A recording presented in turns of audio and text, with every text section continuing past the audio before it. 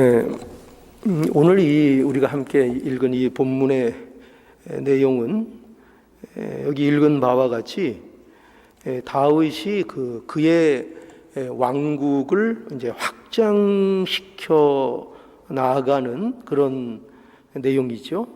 그리고 그 확장시키는 내용이 어떤 내용인가 하면 먼저 그 1절에서 14절까지의 내용을 보면 다윗이 그 군사적인 성공을 통해서 그 세력을 확장해 나가는 그런 내용이 1절에서부터 14절까지 기록되어 있습니다.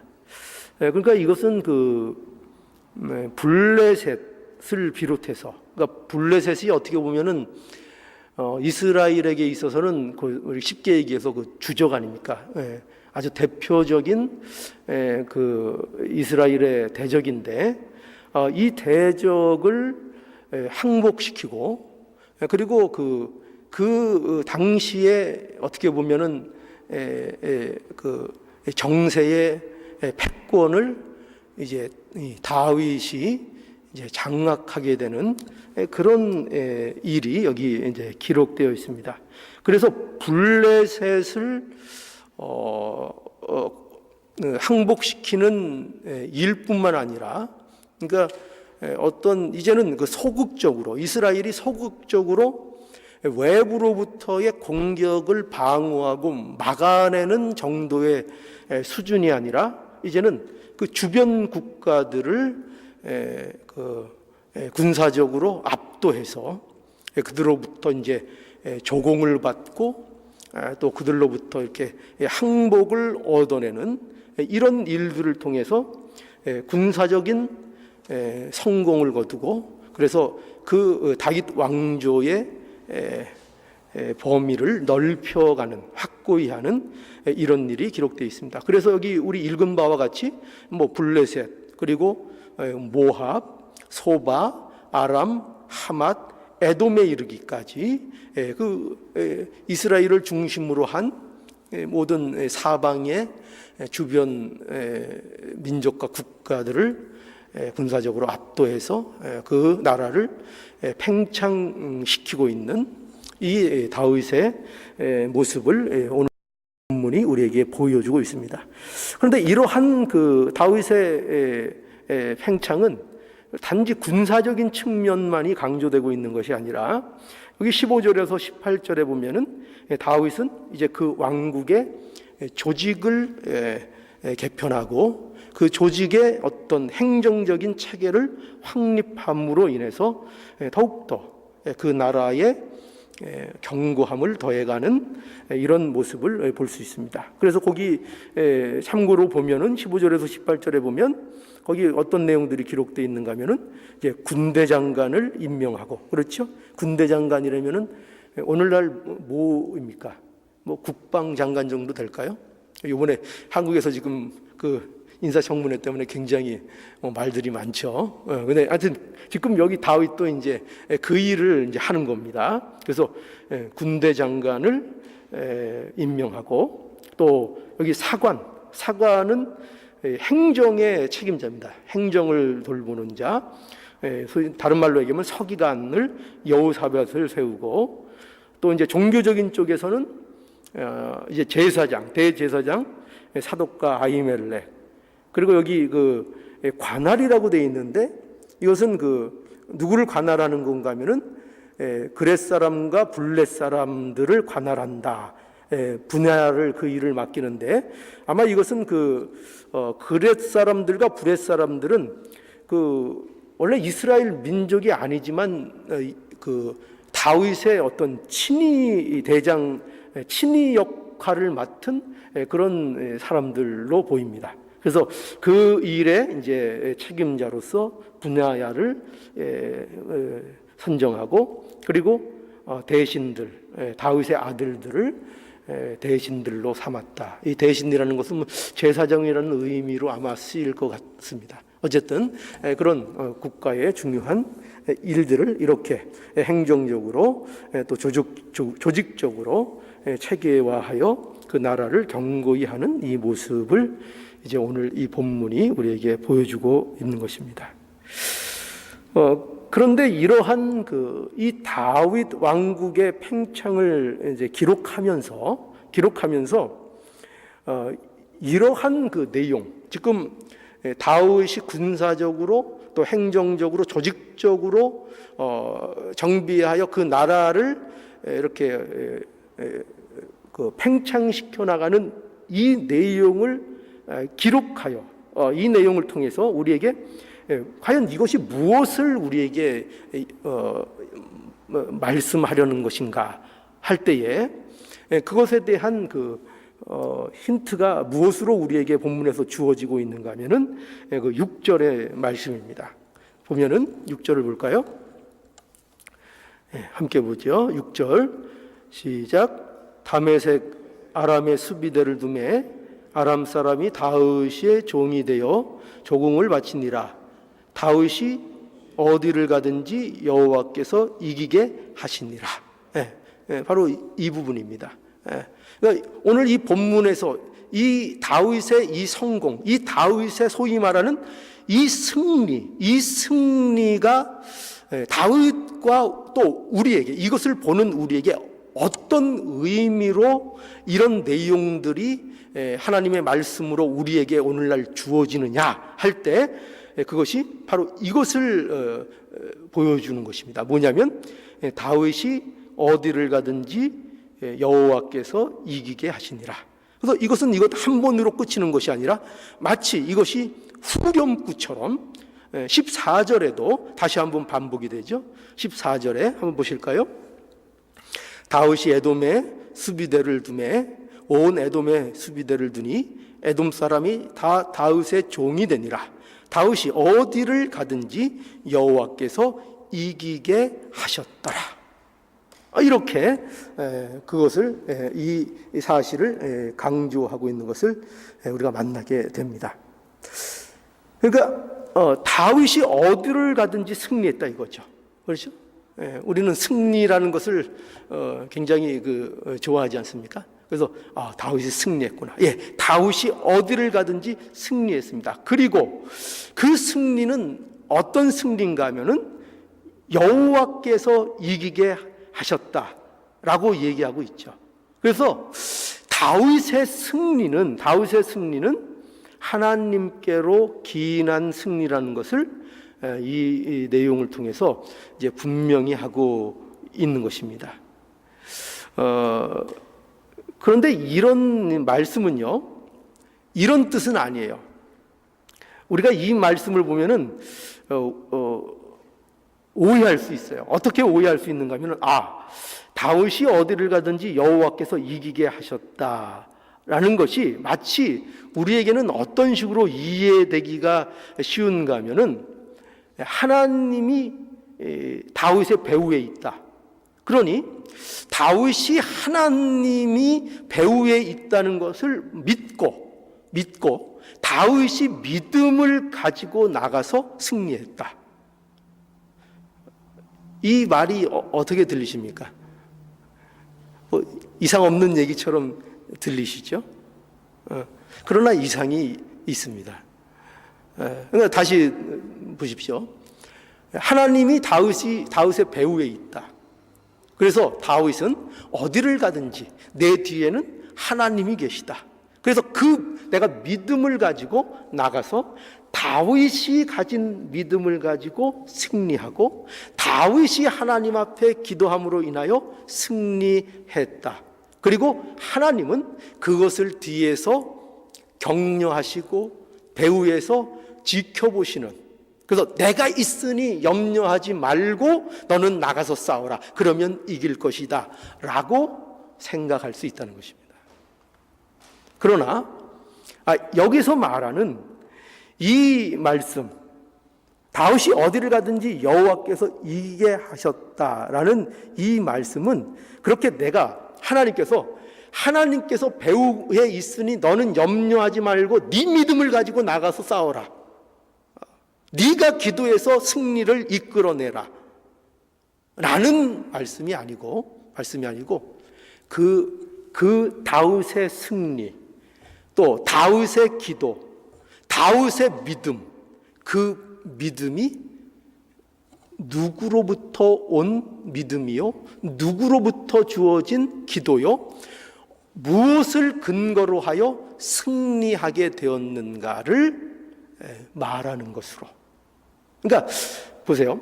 다윗이 가진 다윗의 믿음, 다윗이 어떠함을 가지고 그가 어디든지 가면은 성공을 한 게 아니고, 그것이 아니고 그의 성공은, 다윗의 성공은, 다윗의 승리는 하나님이 어떤 분인가에 의해서 다윗의 승리와 성공이 온 것이다.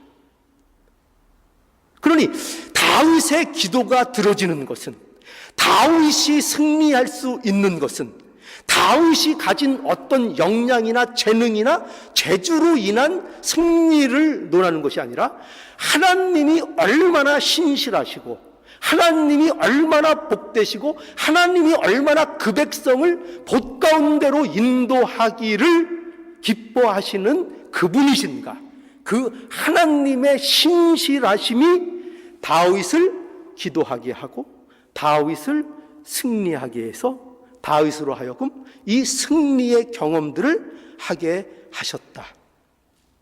근데 그 말씀인 것입니다. 그것이 뭐라고요? 다윗이 어디를 가든지 여호와께서 이기게 하셨다라는 것입니다. 그러니까 다윗의 믿음은, 다윗의 승리는 다윗의 능력이나 다윗의 믿음에 근거한 것이 아니고, 우리는 다윗이 그럴 만한, 다윗이 승리할 만한 어떤 남은 가지지 못한 어떤 것을 갖고 있어서, 그래서 하나님이 어쩔 수 없이 다윗은 이러한 조건들을 가지고 있으니 다윗을 내가 승리하게 만들어야 되겠다라고 다윗의 어떠함에 대해서 하나님이 따라가는 것이 아니고, 하나님의 그 어떠하심, 하나님의 신실하심, 하나님의 함께하심으로 인하여 다윗을 승리의 자리로, 그가 기도하는 자로, 그가 하나님만 붙드는 자로 하나님께서 그를 만들어 나가셨다. 이렇게 우리에게 말씀하고 있는 것입니다. 그러니 하나님은 단지 우리 뒤에서 응원하는 하나님이 아닙니다. 너희들이 어떻게 하는가를 보고 그 하는 것을 봐서 내가 뒤에 배후에서 어떻게 하겠다, 또는 내가 배후에 있으니 내가 지금 너희를 구원해 줬고, 그러니 너희가 가진 믿음으로 너희가 싸워라, 그리고 너희들이 책임지라, 그렇게 하시는 게 아니라 그 하나님이 붙잡고 역사하시고 우리와 함께 하시고, 하나님께서 그 승리하지 않으면 안 되는 그 자리로 하나님께서 끌고 나가시는 것입니다. 그래서 이거 마치 뭐와 같을까요?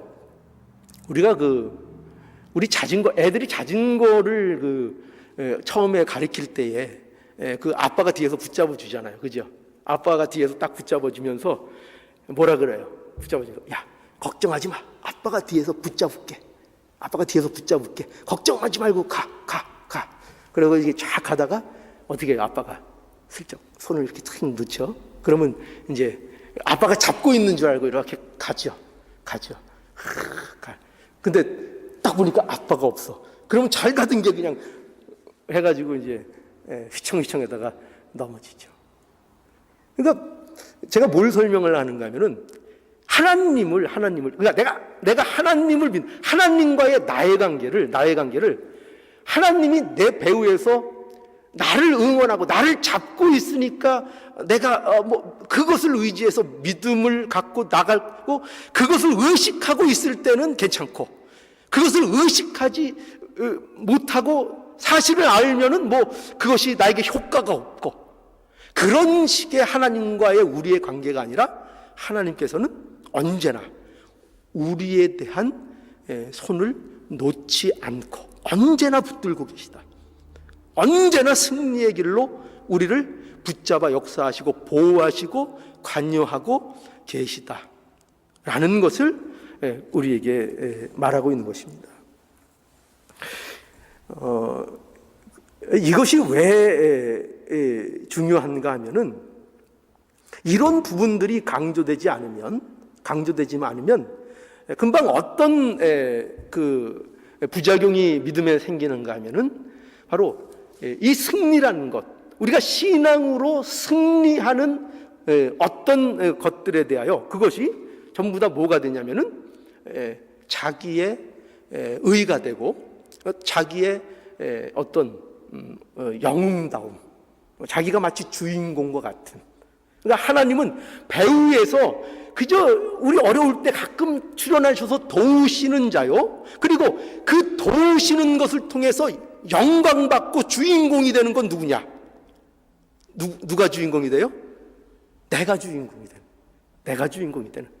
그러니까 이 다윗도 자칫하면 어떤 위험에 빠질 수 있는가 하면 이 하나님께서 허락하신 이 승리를 통해서 자기 자신이 마치 주인공인 것처럼 착각할 수가 있다는 것입니다. 그리고 이것을 보는 자들도 다윗이 저렇게 성공했대, 다윗이 믿음을 가지고 나가서 성공했대, 다윗이 기도를 해서 성공했대 라는 것을 통해서 그 배후에, 그와 함께 하신 하나님이 주신 승리, 그 승리가 하나님의 신실하심, 하나님의 어떠하심으로 인한 승리임에도 불구하고 그것을 망각하고 다윗이 마치 그 승리를 쟁취한 것처럼, 다윗이 어떤 잘난 것을 통해서 그 다윗에게 그 승리가 주어진 것으로, 그래서 다윗이 주인공이 되는, 그래서 다윗에게 명예를 돌리는 이런 일들이 이루어질 수 있다는 것입니다. 그래서 여기 13절에 보면 이런 말씀이 여기 등장하죠. 다윗이 염곡에서 에돔 사람 1만 8천을 쳐 죽이고 돌아와서 명예를 얻으니라. 명예를 얻으니라. 명예를 얻는 거 좋은 거죠. 그리고 이런 다윗의 이런 일들은 칭찬받아 마땅한 것입니다. 그러나 어떤 위험성이 있다고요? 이런 명예를 얻음으로 인해서 다윗이 주인공이 될 수 있다고요. 다윗이. 그러나 언제나 우리가 성경을 보지만 성경은 그 어떤 인물도 주인공으로, 영웅으로 대접하지를 않습니다. 그렇게 비춰지기를 의도하지도 않고, 그렇게 보여지는 것은 성경이 말하는 복음에 대한 반대 모습인 것을 알아야 됩니다. 그래서 다윗이 이 모습을 통해서 이렇게 영웅화되는 것을 우리는 막아야 하고, 또한 그것을 통해서 우리 또한 우리가 믿음으로 승리했거나 우리가 남들보다 믿음이 좋거나 한 어떤 일로 인하여 내가 신앙의 주체가 되고 주인이 되는 일에 빠지는 것을 조심해야 한다는 것입니다. 그래서 기독교 신앙이 무엇이냐 할 때 이렇게 오늘 본문 말씀을 통해서 우리는 말할 수 있어요. 뭐냐면, 나의 모든 존재적 가치가 무엇으로 결정될 것인가? 우리의 복됨, 우리의 존재적 가치, 우리가 왜 가치 있는가 할 때 그 우리가 매겨지는 그 가치는 무엇에 딸려 있다? 나의 어떠함, 내 실력이요? 내 세상에서의 성공 여부? 그것이 아니라 어디에 달려 있다고요? 하나님의 어떠하심에 우리의 가치가 달려 있다는 거죠. 그러니까 내가 존귀하고, 내가 승리할 수 있고, 내가 믿음이 좋고, 내가 기도할 수 있고, 내가 굳건한 믿음을 갖고 있는 이 나라는 이 존재의 이 가치가 성립된다면 이것은 다 무엇으로 인해 성립되는 거라고요?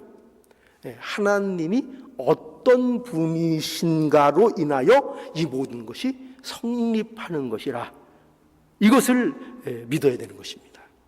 요게 믿음입니다. 요게 믿음. 요게 기독교에서 얘기하는 믿음이 바로 이것입니다. 그러니까 내 기도와 내 믿음이, 저와 여러분들이 기도하죠. 그렇죠? 기도하죠. 그리고 믿음을 갖고 있죠. 그런데 저와 여러분들이 가진 이 기도 그리고 믿음, 이것이 헛되지 않는다는 증거가 뭡니까? 무엇으로 그걸 확신할 수 있습니까?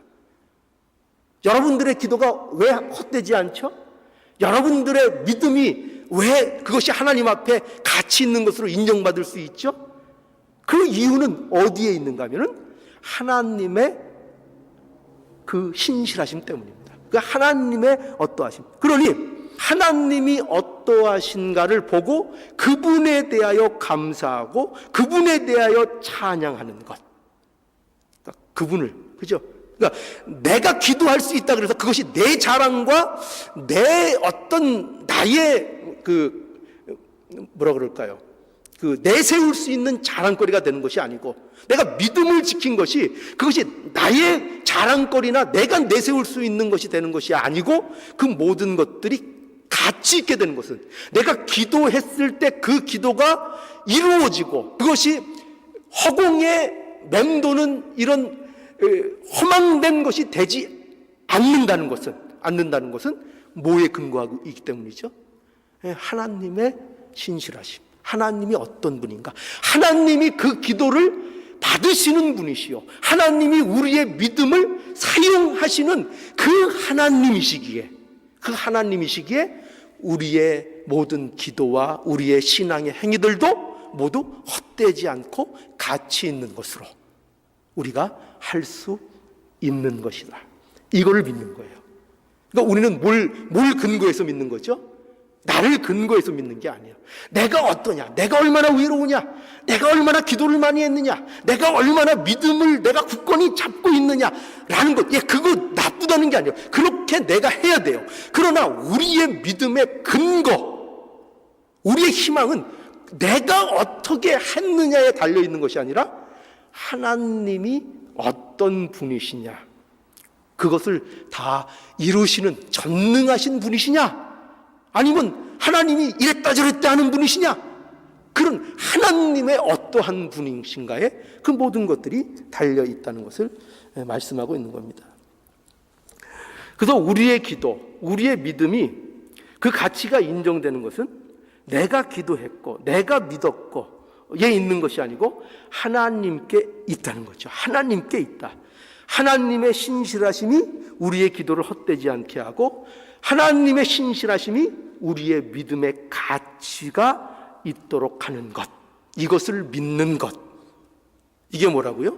이게 저와 여러분들이 가진 기독교 신앙이고, 이것이 복음 안에 담겨진 복음의 성격인 것입니다.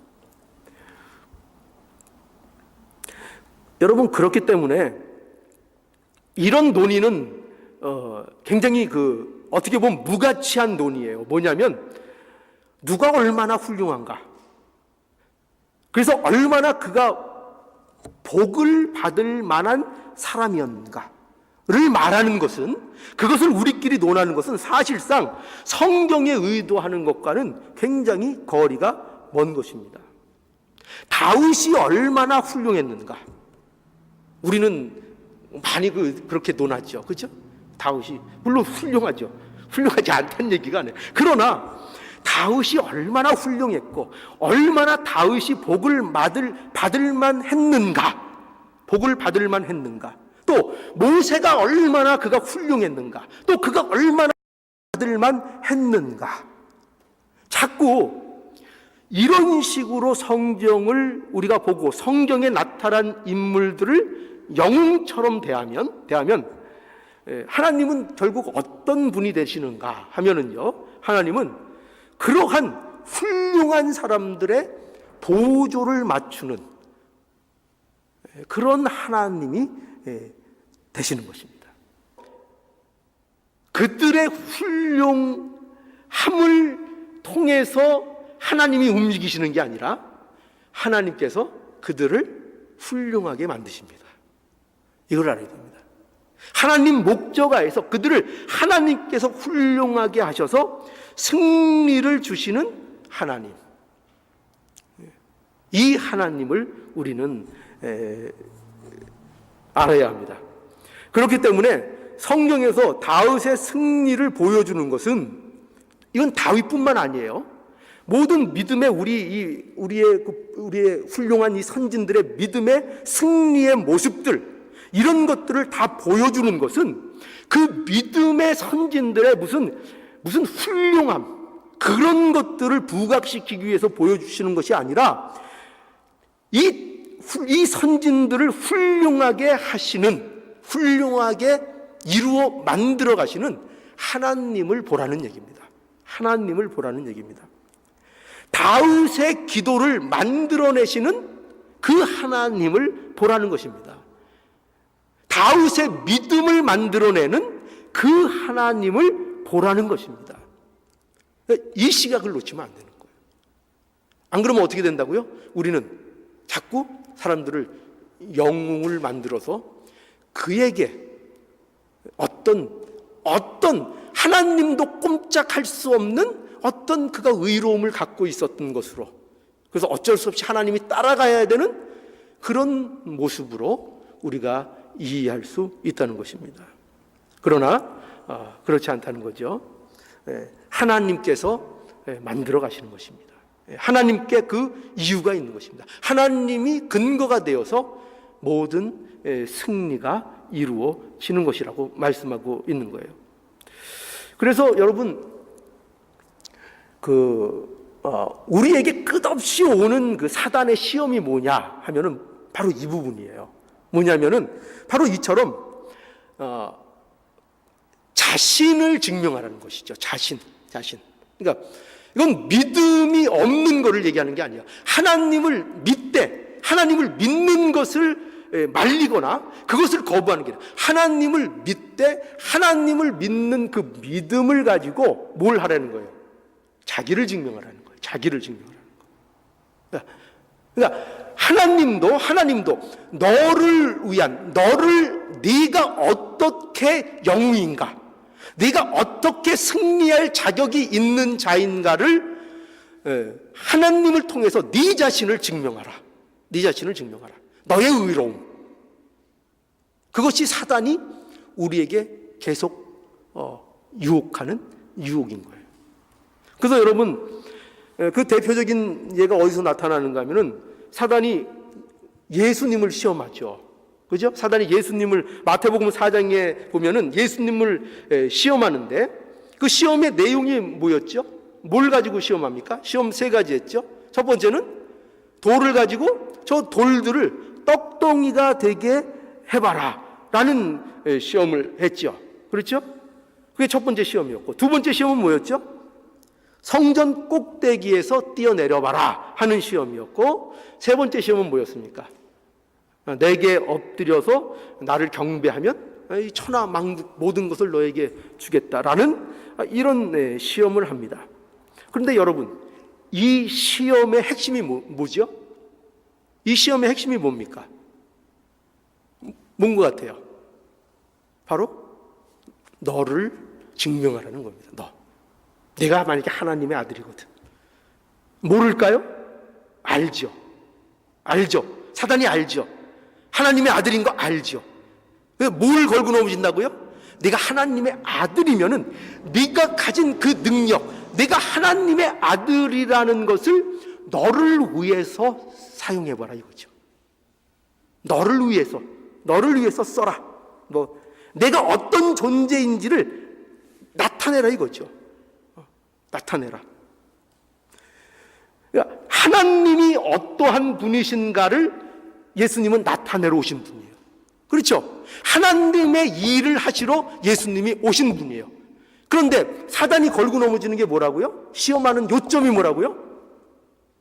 하나님의 아들인 거 안다. 너희가 그리고 능력 있는 거 안다. 그 능력을 어떻게 하라는 거예요? 그 능력을 네 자신을, 하나님을 위해서 네가 일하지 말고 내 자신을 위해서 그 능력을 쓰라 이 말이에요.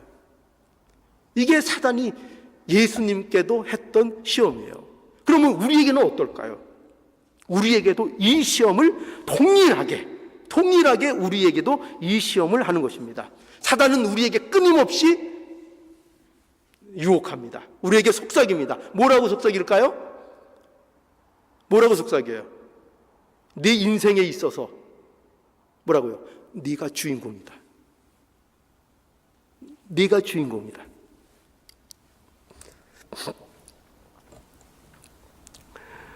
너를 위해서 모든 것을 해라. 너를 위해서 모든 것을 해라. 너를 나타내라. 너를 증명해라.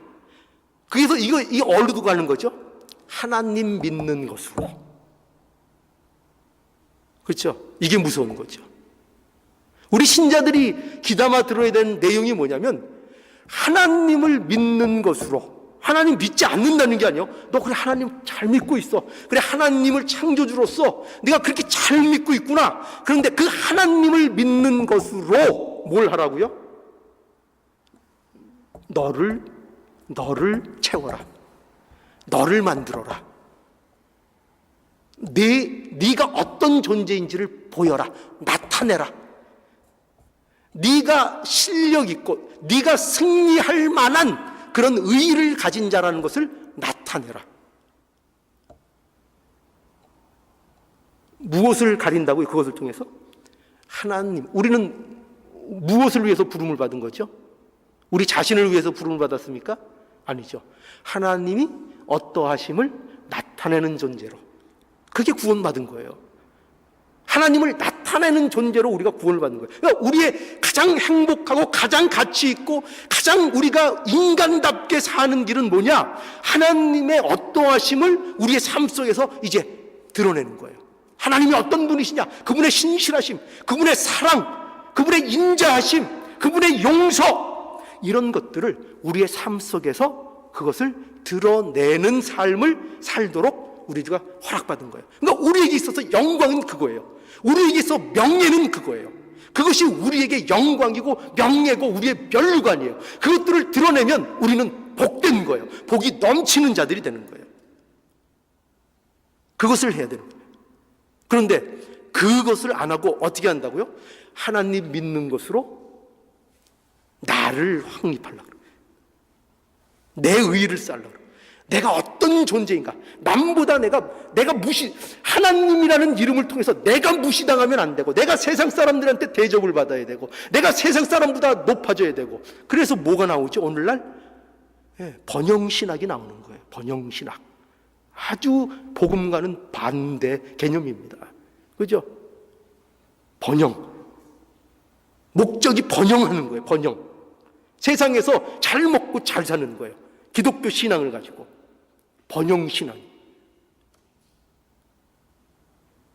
그게 아니죠. 그건 다 뭐예요? 하나님을 믿는다는 것을 통해서 다 뭘 하고 있는 거예요? 자기를 치장하는 거예요. 자기를. 이 위험성에 빠질 수 있다니까요.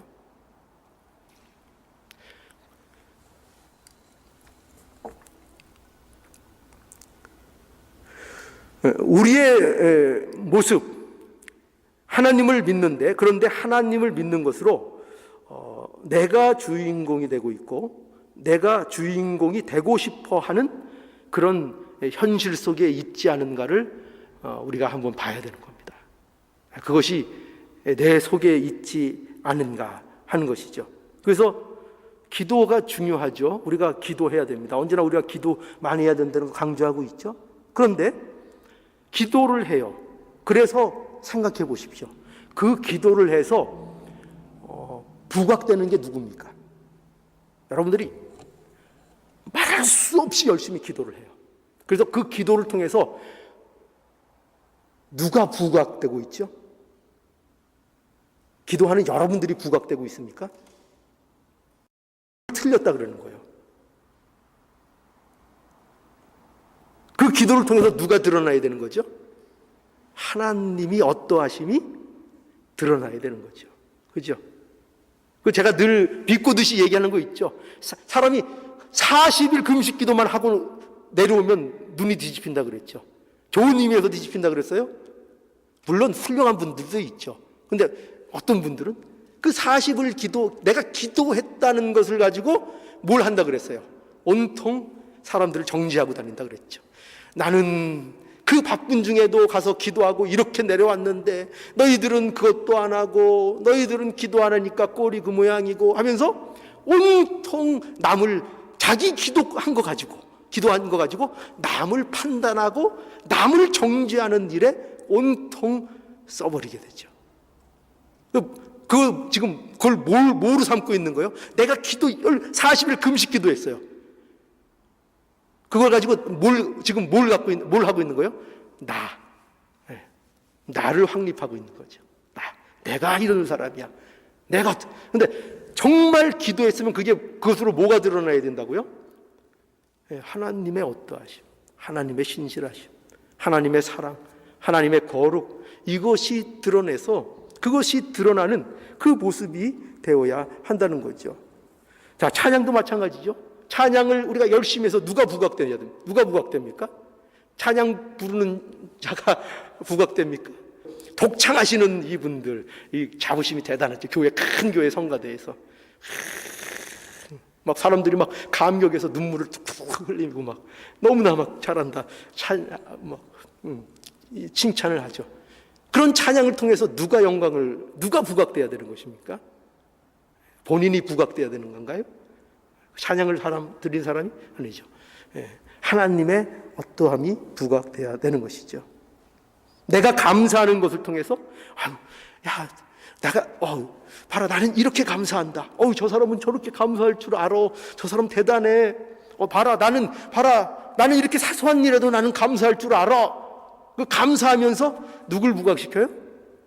자기를 부각시키죠. 근데 그게 아니죠. 감사를 통해서 이렇게 감사하게 만드신 하나님이 부각돼야 되는 거 아니에요. 이렇게 찬양하게 만드신 하나님이 나타나야 되는 거 아니에요. 그죠? 이렇게 기도하게 하신 그 하나님이 나타나야 되는 거 아니에요. 그런데 우리는 모두 그런 것들을 통해서 자기를 부각시킨다는 것이죠. 나의 기도가, 나의 찬양이, 나의 감사가, 나의 믿음이 헛되지 않게 하시는 하나님의 어떠하심이 부각되어야 하는 겁니다. 이게 우리가 살아야 될 우리의 삶의 모습인 거예요. 그래서 시편 23편에 다윗의 우리가 잘 아는 고백이 있죠. 여호와는 나의 목자시니 내가 부족함이 없으리로다 라는 이 고백이요. 이것은 그야말로 찬양이고 감사고 그런 고백입니다. 그런데 이 고백을 하는 다윗의 관점을 보세요. 다윗이 이 고백을 할 때 자신의 신앙을 자랑하는 것입니까? 다윗이? 이거잖아요. 이렇게 나는 부족함이 없어. 하나님이 나와 함께 해주셔서 나는 부족함이 없어. 나는 이런 사람이야. 혹시 여러분들도 이런 식으로 이 말씀을 생각하고 자기에게 적용하실까요? 나는 이런 사람이야. 나는 하나님이 함께 해주셔서 나는 부족함이 없어. 멋진 고백이죠. 근데 봐라. 난 이 정도야. 그런데 다윗은 그런 고백이 아닌 거죠. 그죠? 다윗은 그렇게 말하는 것이 아니라 다윗의 감사의 고백은 내가 이렇게 어려움 속에서도 감사할 줄 아는 나라는 나를 부각시키는 것이 아니고, 그걸 아니고 나의 감사와 나의 믿음은 오직 하나님께 달려 있다는 것을 고백하고 있는 거죠. 그러니까 여러분들이 이 절묘한 함정에 빠질 수 있다는 걸 늘 기억하셔야 돼요. 뭐라고요? 이거. 하나님, 이 어려움 속에서도 내가 현실이 어려워. 근데 내가 하나님 앞에 지금 감사하고 있어. 내가 얼마나 잘났나. 요 함정 말이죠. 여기 함정으로 안 느껴지십니까? 요 함정이요. 요렇게 되면 자기 하나님을 믿는 것으로 자기를 영웅 삼는 일이 시작되는 것입니다. 자기 위를 쌓아가는 것이 시작되는 것입니다. 나의 감사, 나의 믿음 오직 하나님께 달려 있는 것입니다. 그분이 신실하시고, 그분이 자비로우시고, 그분이 능력이 무한하시고, 그분이 나를 지키시는 것입니다. 이것이 우리의 신앙의 고백이 돼야 합니다. 여러분, 이 고백이 저와 여러분들의 고백이 되어서 우리의 삶 속에서는 결코 이 믿음을 가지고 내가 남을 판단하거나 나의 자랑거리로 언제나 이것이 나의 의를 쌓는 것으로, 하나님을 통해서 믿음이라는 것을 통해서 내 어떠함에 방점을 찍고 하나님의 신실하심을 나타내는 것으로 나의 삶을 살지 않으면 언제나 무엇이 나타나겠죠? 우리가 늘 염려하듯이 교만이 나타나고, 정죄가 나타나고, 남을 비판하는 것이 나타나고, 이런 것들이 나타나고, 심지어 자랑거리가, 자기의 믿음이 자랑거리가 되는 이러한 우울을 범할 수 있게 된다는 것입니다. 자, 그래서 오늘 이 말씀을 통해서 다시 한번 확인합시다. 우리의 믿음의 근거, 우리의 승리의 근거는 나의 어떠함에 달린 문제가 아니고 어디에 달려있는 문제라고요? 하나님이 어떤 분이신가라는 하나님의 어떠함에 달려있다. 하나님의 신실하심, 하나님의 거룩하심, 하나님의 전능하심. 그리고 그것을 아는 우리들은 어떤 삶을 살아야 되느냐 할 때 바로 이 나의 어떠함을 증명하는 삶이 아니라 하나님이 어떠한 분인가를 증명하는 그 삶이 우리의 삶의 모습이 되어야 한다라는 것을 말씀하고 있는 것입니다. 이것을 명심하셔서 저와 여러분들의 삶이 하나님이 어떤 분이신가를 나타내는 그런 모든 삶이 되기를 간절히 바랍니다.